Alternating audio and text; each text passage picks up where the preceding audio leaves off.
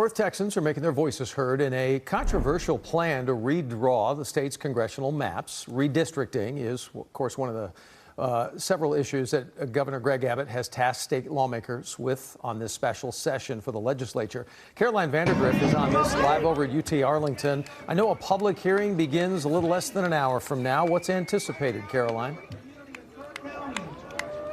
That's right. Well, ahead of that hearing, a coalition of organizations are rallying here against what they're calling a Trump power grab. We've got dozens of people here right now, elected officials, community leaders, and other advocacy groups.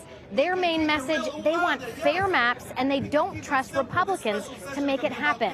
Republicans currently have 25 of the 38 congressional seats in Texas. President Trump wants 5 more ahead of next year's midterm elections to maintain the GOP's control of the House. Critics say nothing about this process makes sense.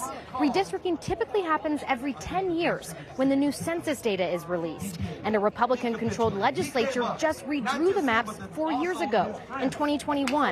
Take a listen to what a local pastor had to say about the timing. Texans are still grieving from an unavoidable tragedy that took place in the Hill Country. And what does the governor do?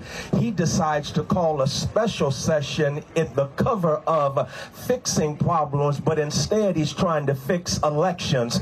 And we are here to say you're not going to fix elections because the math ain't mathin'.